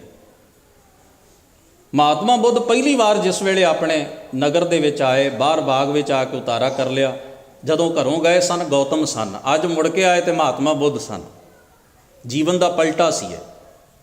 ਬੜੇ ਲੋਕ ਉਹਨਾਂ ਕੋਲੋਂ ਦੀਖਿਆ ਲੈ ਕੇ ਉਹਨਾਂ ਦੇ ਸੰਗ ਉਹਨਾਂ ਦੀ ਧਾਰਮਿਕ ਜਥੇਬੰਦੀ ਦਾ ਨਾਂ ਸੀ, ਉਹਦੇ ਸ਼ਾਮਲ ਹੋ ਰਹੇ ਸਨ। ਪਿਤਾ ਇੱਕ ਰਜਵਾੜਾ ਸੀ। ਉਹਨੇ ਸੋਚਿਆ ਮੇਰਾ ਪੁੱਤਰ ਆਇਆ ਤੇ ਮੈਂ ਨਾ ਜਾਵਾਂ, ਇਹ ਕਿਵੇਂ ਹੋ ਸਕਦਾ। ਸਾਰਾ ਅਮਲਾ ਫੈਲਾ ਦਰਬਾਰੀ ਲੈ ਕੇ, ਪਰਿਵਾਰ ਲੈ ਕੇ, ਨਜ਼ਦੀਕੀ ਲੈ ਕੇ, ਉਹ ਵੀ ਬੜੀ ਸੱਜ ਧੱਜ ਨਾਲ ਉਸ ਬਾਗ ਵੱਲ ਗਿਆ ਤੇ ਜਾ ਕੇ ਉਸਨੇ ਆਪਣੇ ਪੁੱਤਰ ਨੂੰ ਗਲਵੱਕੜੀ ਪਾ ਕੇ ਪਿਆਰ ਕੀਤਾ। ਬੜੇ ਲੋਕ ਬੈਠੇ ਸਨ। ਉਹਨੇ ਇੱਕ ਮੰਗ ਰੱਖੀ, ਕਹਿਣ ਲੱਗਿਆ ਗੌਤਮ, ਮੈਂ ਤੇਰੇ ਕੋਲੋਂ ਦੀਖਿਆ ਲੈਣ ਆਇਆ। ਜੇ ਤੂੰ ਲੋਕਾਂ ਨੂੰ ਦੀਖਿਆ ਦੇ ਕੇ ਆਪਣੇ ਮਜ਼ਹਬ 'ਚ ਸ਼ਾਮਲ ਕਰ ਰਿਹਾ ਤਾਂ ਮੈਨੂੰ ਵੀ ਕਰ।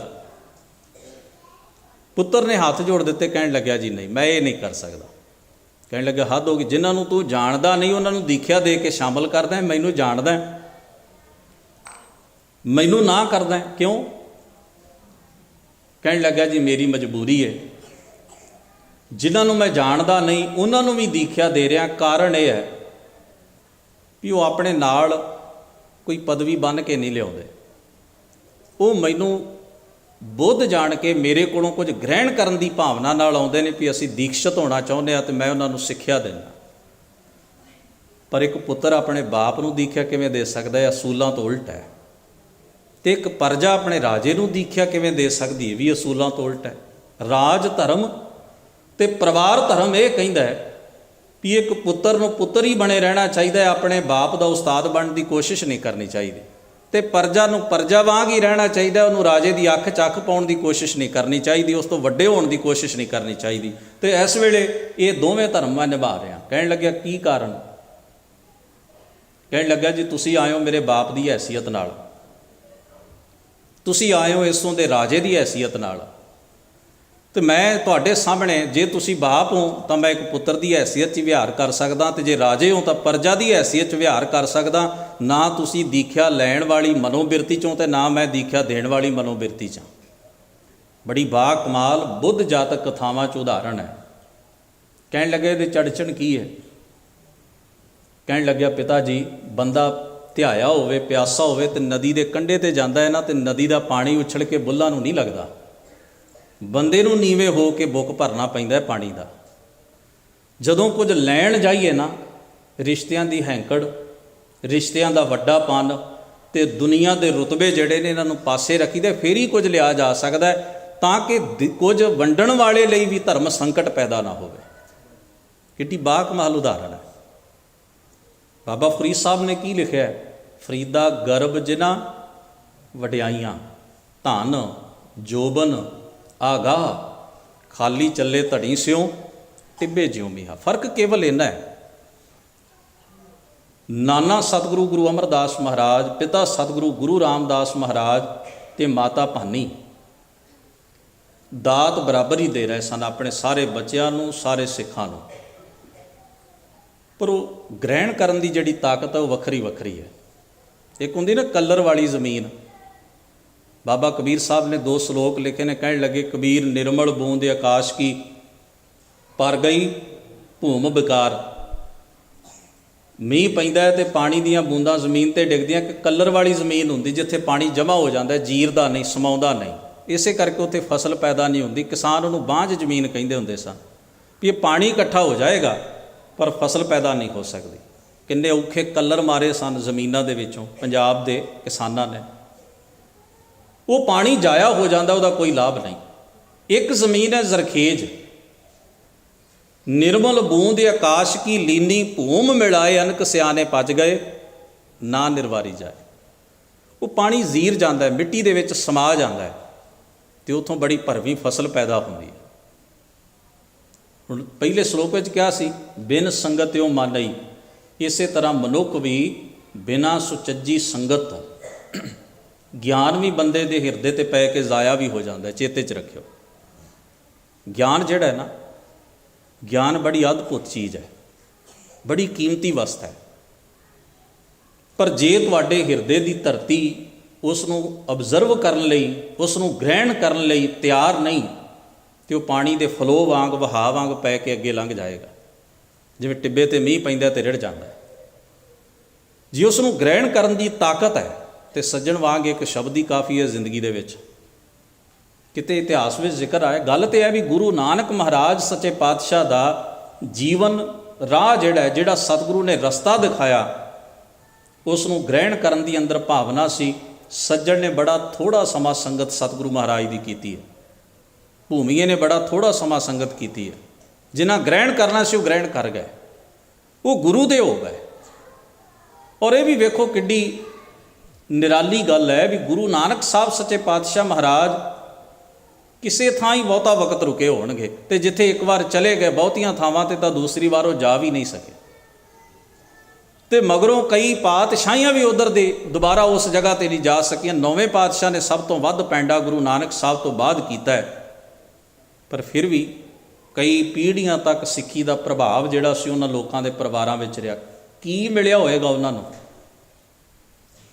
ਵੀ ਇੱਕ ਬਜ਼ੁਰਗ ਨੇ ਗੁਰੂ ਦੇ ਦੀਦਾਰ ਕੀਤੇ, ਸੰਗਤ ਕੀਤੀ, ਸ਼ਬਦ ਸੁਣਿਆ, ਉਪਦੇਸ਼ ਸੁਣਿਆ, ਅਤੇ ਕਈ ਪੀੜ੍ਹੀਆਂ ਤੱਕ ਸਿੱਖੀ ਦਾ ਪ੍ਰਭਾਵ ਨਿਰੰਤਰ ਅੱਗੇ ਤੋਂ ਅੱਗੇ ਚੱਲਦਾ ਰਿਹਾ। ਔਲਾਦ ਨੇ ਤਾਂ ਗੁਰੂ ਨਾਨਕ ਨੂੰ ਵੇਖਿਆ ਵੀ ਨਹੀਂ ਸੀ। ਔਲਾਦ ਨੇ ਗੁਰੂ ਨਾਨਕ ਦੇ ਦਰਸ਼ਨ ਵੀ ਨਹੀਂ ਸਨ ਕੀਤੇ, ਪਰ ਕਈ ਪੀੜ੍ਹੀਆਂ ਸਿੱਖੀ ਦੀ ਰੰਗਤ ਵਿੱਚ ਰਹੀਆਂ। ਬਜ਼ੁਰਗਾਂ ਨੇ ਆਖਿਆ ਗੁਰੂ ਨਾਨਕ ਦਾ ਰਾਹ ਬੱਚੇ ਨੂੰ ਦ੍ਰਿੜ ਕਰਾਉਣਾ ਚਾਹੀਦਾ ਹੈ।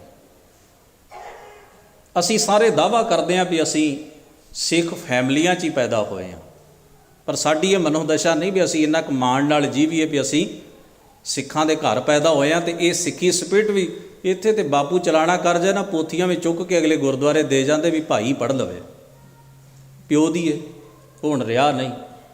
ਅੱਛਾ, ਬੈਂਕ ਬੈਲੈਂਸ ਜਿਹੜਾ ਹੈ ਉਹ ਬਾਪੂ ਦਾ ਸਾਰੇ ਹੀ ਸਾਂਭਣਗੇ, ਚੀਕ ਮਗਰੋਂ ਮਾਰਨਗੇ, ਉਹਦੇ ਮਰਨ ਤੋਂ ਉਹਦੀਆਂ ਅੰਗੂਠੀਆਂ ਤੇ ਕੜੇ ਪਹਿਲੋਂ ਹੀ ਲਾ ਲੈਣਗੇ, ਅਤੇ ਪੋਥੀ ਉਹਦੀ ਗੁਰਦੁਆਰੇ ਦੇ ਜਾਣਗੇ ਵੀ ਭਾਈ ਪੜ੍ਹ ਲਵੇ। ਮਨੋਦਸ਼ਾ, ਅਸੀਂ ਧਰਮ ਨੂੰ, ਆਪਣੇ ਮਜ਼ਹਬ ਨੂੰ ਕਿਸ ਨਜ਼ਰੀਏ ਤੋਂ ਵੇਖਦੇ ਹਾਂ, ਗੱਲ ਇਹ ਹੈ ਵੇਖਣ ਵਾਲੀ।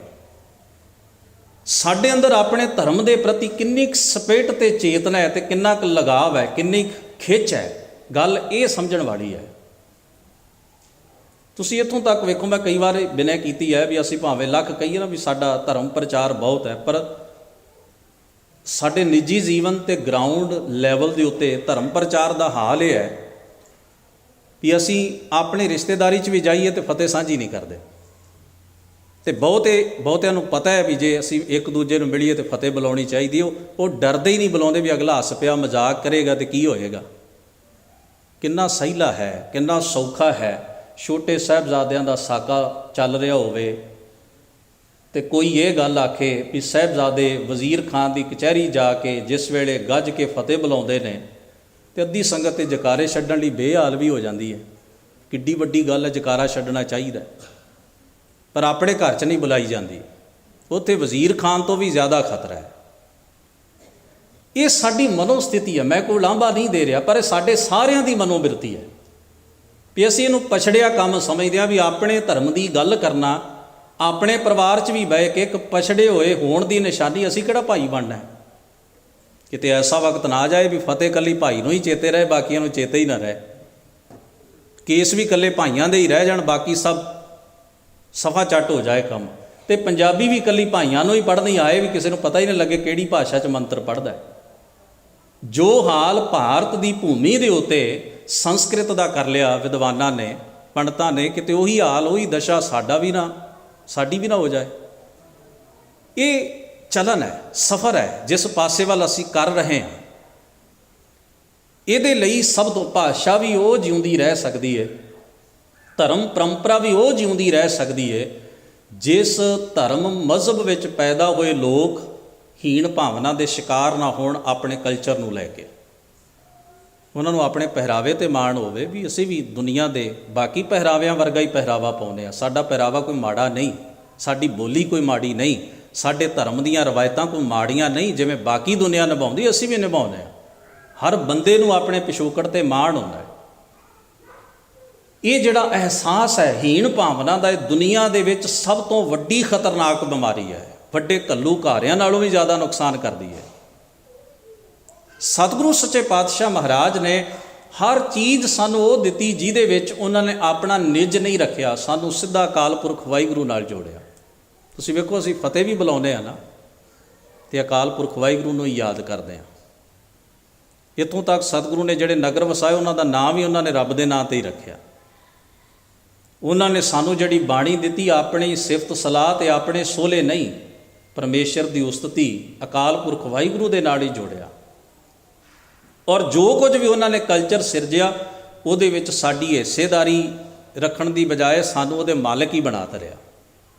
ਆਪਣਾ ਨਾਮ ਵੀ ਸਾਡੇ ਨਾਮ ਨਾਲ ਕਾਮਨ, ਹਰ ਚੀਜ਼ ਉਹਨਾਂ ਨੇ ਇੰਨੀ ਬਰਾਬਰ ਕਰ ਲਈ ਵੀ ਸਾਡੇ ਦਿਮਾਗ ਵਿੱਚ, ਸਾਡੀ ਸੁਰਤ ਵਿੱਚ ਖਿਆਲ ਨਾ ਆਵੇ ਵੀ ਗੁਰੂ ਕੋਈ ਵੱਖਰੀ ਚੀਜ਼ ਹੈ ਅਤੇ ਸਿੱਖ ਦਾ ਰੁਤਬਾ ਕੋਈ ਵੱਖਰੀ ਚੀਜ਼ ਹੈ। ਗੁਰੂ ਨੇ ਆਪਣਾ ਵਜੂਦ ਗੁਰ ਸਿੱਖਾਂ ਅੰਦਰ ਸਤਿਗੁਰ ਵਰਤੈ, ਜੋ ਸਿੱਖਾਂ ਨੂੰ ਲੋੜ ਹੈ ਸੋ ਗੁਰ ਖੁਸ਼ੀ ਆਵੇ। ਅਤੇ ਅਸੀਂ ਸਤਿਗੁਰੂ ਦੀ ਅਸੀਸ ਦੇ ਪਾਤਰ ਤਦੋਂ ਹੀ ਬਣ ਸਕਦੇ ਹਾਂ ਜੇ ਸਾਡੇ ਅੰਦਰ ਵੀ ਗੁਰੂ ਦੇ ਪ੍ਰਤੀ ਪ੍ਰੇਮ ਹੋਏਗਾ ਅਤੇ ਇੱਕ ਨਿਮਰਤਾ ਅਤੇ ਨਿਰਮਾਣਤਾ ਹੋਏਗੀ, ਅਤੇ ਕੁਝ ਗ੍ਰਹਿਣ ਕਰਨ ਦੀ ਹਮੇਸ਼ਾ ਹੀ ਅੰਦਰ ਭੁੱਖ ਰੱਖਾਂਗੇ ਵੀ ਸਾਡਾ ਕਰਮ ਹੈ ਗੁਰੂ ਦੇ ਉਪਦੇਸ਼ ਨੂੰ ਗੁਰ ਕਹਿਆ ਸਾਕਾਰ ਕਮਾਵੋ, ਗੁਰ ਕੀ ਕਰਨੀ ਕਾਹੇ ਧਾਵੋ। ਜੇ ਇਹ ਭਾਵਨਾ ਹੈ ਤਾਂ ਸਦਾ ਹੀ ਇਹ ਤਾਲਮੇਲ ਜਿਹੜਾ ਸਾਡਾ ਬਤੌਰ ਇਹ ਸਿੱਖ ਗੁਰੂ ਦੇ ਨਾਲ ਬਣਿਆ ਰਹੇਗਾ। ਔਰ ਇਹ ਚਲਨ ਜਿਹੜਾ ਹੈ, ਇਹ ਫਲੋ ਜਿਹੜਾ ਹੈ ਸਿੱਖੀ ਦਾ, ਇਸੇ ਤਰ੍ਹਾਂ ਨਿਰੰਤਰ ਜਿਵੇਂ ਸਫ਼ਰ ਕਰਦਾ ਆਇਆ ਅਗੇਰੇ ਸਫ਼ਰ ਕਰਦਾ ਰਹੇਗਾ। ਤੇ ਗੁਰੂ ਦੀ ਅਸੀਸ ਤਾਂ ਸਾਡੇ ਲਈ ਸਦੀਵ ਕਾਲੀ ਸੱਚ ਹੈ। ਗੁਰੂ ਨੇ ਐਸਾ ਕੋਈ ਭਰਮ ਭੁਲੇਖਾ ਅਸੀਸ ਵਿੱਚ ਸਿਰਜਿਆ ਹੀ ਨਹੀਂ। ਅਸੀਸ ਦਾ ਭਾਵ ਫਿਰ ਸਮਝ ਲਈਏ ਕਿਸੇ ਲਈ ਚੰਗੀ ਇੱਛਾ, ਪਰਉਪਕਾਰੀ ਤੇ ਭਲੇ ਦੀ ਭਾਵਨਾ ਰੱਖਣੀ। ਤੇ ਸਾਹਿਬ ਸਤਿਗੁਰੂ ਮਹਾਰਾਜ ਦਾ ਹਰ ਇੱਕ ਬੋਲ ਸਾਡੇ ਭਵਿੱਖ ਨੂੰ, ਸਾਡੇ ਵਰਤਮਾਨ ਨੂੰ ਸਵਾਰਨ ਲਈ ਹੈ, ਸਾਡੇ ਜੀਵਨ ਨੂੰ ਉੱਚਾ ਚੁੱਕਣ ਲਈ ਹੈ, ਤਾਂ ਕਿ ਅਸੀਂ ਆਪਣੇ ਜੀਵਨ ਨੂੰ ਸਵਾਰ ਕੇ ਆਪਣਾ ਮੁੱਖ ਉਜਲਾ ਕਰ ਸਕੀਏ। ਸਾਹਿਬ ਸਤਿਗੁਰੂ ਰਹਿਮਤ, ਕਿਰਪਾ ਤੇ ਬਖਸ਼ਿਸ਼ ਕਰਨ। ਸਾਹਿਬ ਧੰਨ ਗੁਰੂ ਅਰਜਨ ਸਾਹਿਬ ਮਹਾਰਾਜ ਦੇ ਪਾਵਨ ਵਾਕ ਜਿਹੜੇ ਨੇ, ਪੂਤਾ ਮਾਤਾ ਕੀ ਅਸੀਸ, ਨਿਮਖ ਨਾ ਬਿਸਰੋ ਤੁਮ ਕੋ ਹਰ ਹਰ, ਸਦਾ ਭਜੋ ਜਗਦੀਸ਼। ਤੇ ਇਹ ਵੀ ਬਚਨ ਚੇਤੇ ਰੱਖੀਏ, ਭਵਰ ਤੁਮਾਰਾ ਇਹ ਮਨ ਹੋਵੋ, ਹਰ ਚਰਨਾ ਹੋ ਕੌਲਾ, ਨਾਨਕ ਦਾਸ ਹੁਣ ਸੰਗ ਲਪਟਾਇਓ, ਜਿਉ ਬੂੰਦੈ ਚਾਤ੍ਰਿਕ ਮੌਲਾ। ਗਰੀਬ ਨਵਾਜ ਹੋਈਆਂ ਭੁੱਲਾਂ ਚੁੱਕਾਂ ਦੀ ਖਿਮਾ ਬਖਸ਼ਣ। ਆਪ ਸਭਨਾਂ ਦਾ ਧੰਨਵਾਦ। ਅਦਬ ਸਹਿਤ ਫਤਿਹ ਸਾਂਝੀ ਕਰੋ। ਵਾਹਿਗੁਰੂ ਜੀ ਕਾ ਖਾਲਸਾ, ਵਾਹਿਗੁਰੂ ਜੀ ਕੀ ਫਤਿਹ।